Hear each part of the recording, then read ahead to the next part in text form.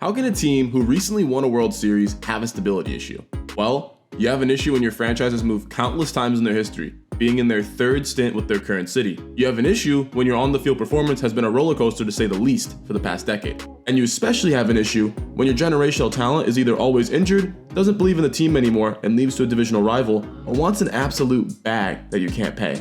I think after 18 years of being back in their original city, this team finally deserves some stability.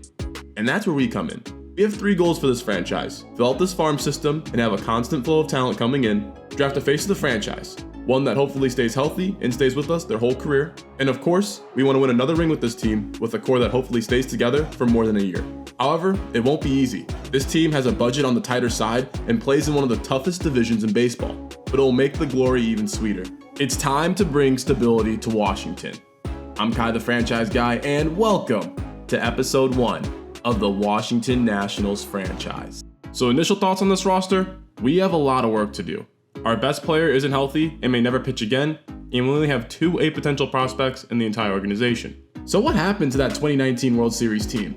Well, we traded Turner to the Dodgers, and then he signed with our divisional rival, the Philadelphia Phillies, to join other Nationals trader Bryce Harper. Game 7 starter Max Scherzer was also traded to the Dodgers, and then he signed with another divisional rival, the New York Mets. Anthony Rendon got a bag with the LA Angels, but we're not too mad about this one since he's regressed a little bit. And then this one hurts.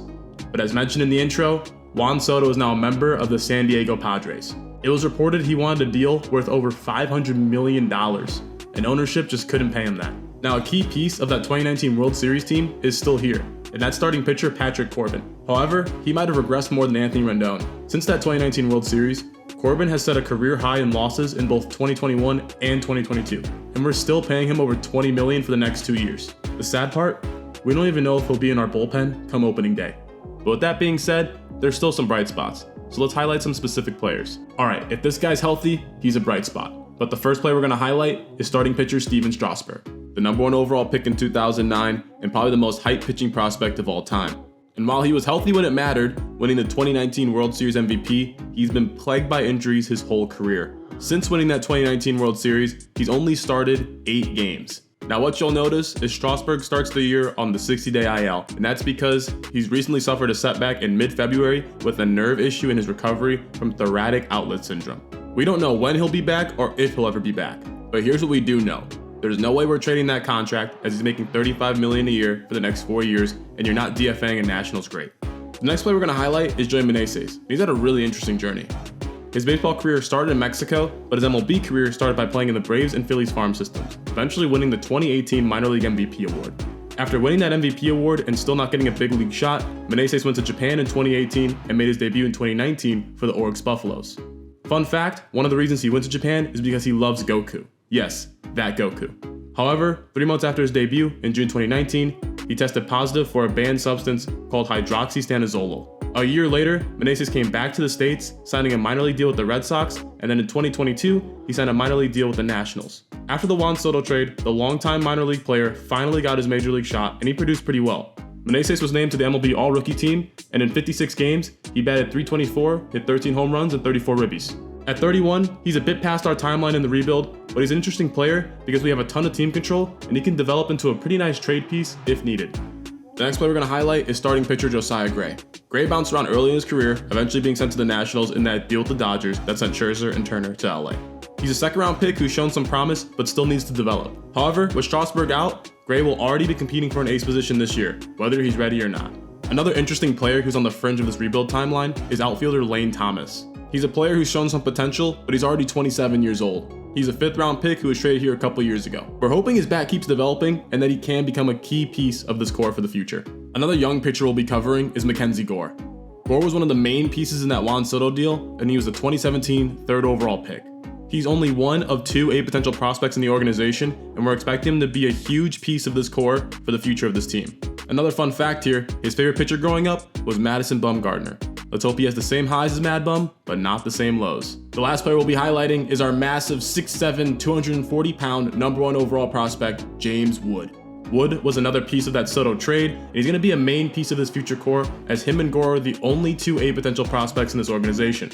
So the big question, when does he get the call? Well, he'll get the call if he can prove to me in spring training that he can produce at an everyday level. If not, he'll be starting in the minors. We're hoping Wood develops, because the better he gets, the better this team will be. That was only a couple players I highlighted, but there's still a lot of interesting players in this organization. Guys like Ruiz, Green, Hassel, Cavalli, and Abrams. We'll be seeing a lot of different players throughout the season with some prospect profile episodes and some player luck episodes as we keep progressing. Alright, now that we highlighted some specific players, let's give a quick overview for each position. For starting pitcher, we have some intriguing prospects coming up, but it'll overall be a pretty weak rotation this season, and it's definitely a position we're going to be focusing on heading into the draft. To be completely honest, our bullpen is pretty atrocious. We also don't have many hot prospects coming up, with the only bright spot being Hunter Harvey, who's already 28 years old. Like I mentioned earlier, Ruiz is an interesting player for us. He's a good switch-hitting contact catcher who isn't terrible at fielding. If he can develop, I can definitely see him as the catcher of the future. First base is another position where we really don't have any hot prospects coming up, nor do we have great MLB talent. It'll be a battle between Chavis and Smith to see who starts, and that's not a great position for any team to be in. At second base, we have 22-year-old Luis Garcia.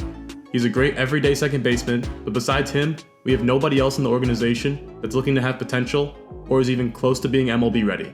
Third base is again another position where we're pretty weak. The opening day starter is projected to be Candelario, but we do have an intriguing prospect in 19-year-old Brady House. We should definitely see a prospect profile from this season, but I doubt he gets the call. In a nice change of pace, shortstop actually has two fun prospects in CJ Abrams and Jeter Downs. Both will get some spring training opportunities, with CJ projected to be the starter for the season. At left field, we have an intriguing prospect named Robert Hassel III. He's still got a long way to go until he's MLB ready, but he's got some great speed and his fielding isn't bad. I think he'll come along just fine, we're just waiting on his bat to be MLB ready. Besides him, we don't have much talent at left field, with Corey Dickerson probably getting some left field starts this year. Center field is probably one of our deepest positions organization-wise, as we have 4 players with B or better potential. Expect to see Alex Call and Victor Robles battling for the everyday spot this year, with James Wood possibly getting some opportunities if he plays well in spring training or in the minors. The last position we'll be covering is right field, where we have one of our best organizational players, Joey Meneses. Meneses will be getting the bulk of the starts, with Lane Thomas getting some opportunities at probably center or left if Meneses isn't DHing. Right field is probably our best position MLB ready-wise, but not many prospects are projected to really come up and make a difference in the future. So really quickly, I want to take a look at our IL.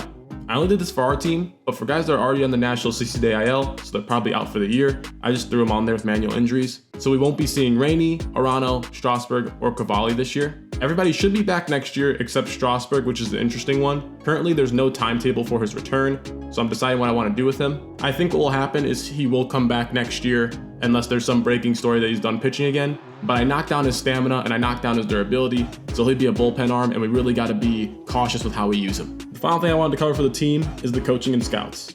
For the coaching staff, we left it the same. Even though their ratings aren't the best, let's just see how they perform. Plus, I don't feel like these make a huge difference. For the scouts, I only made one change. I replaced one of our lower rated scouts with one that had better efficiency, since we really need to hit in these first couple of drafts and need to scout a ton of prospects. So looking ahead at the pace of this series, expect a longer highlights video for opening day, but then some condensed highlight videos for some series I want to highlight throughout April. And at the end of April, expect a monthly recap where we'll have some prospect profile footage or player lock footage. And then after April, it really just depends on team performance. I might highlight some series here and there, focus on scouting and prospect profiles, especially as we get towards the draft. After the draft, if we're in the wildcard race, we'll slow back down, play a couple more series. If we're completely out of it, we'll probably have a brisk end to the season with, again, more focus on player lock episodes and prospect profiles. For those interested, here are my settings, just default Hall of Fame, timing hitting, and classic pitching. I didn't cover everything, but hopefully this gave a great foundation of what's to come for this franchise. Next time you see this team, it will be opening day. If you enjoyed the content, make sure you like, sub, comment, do all the things. I'd really appreciate it, and I'll catch y'all next time.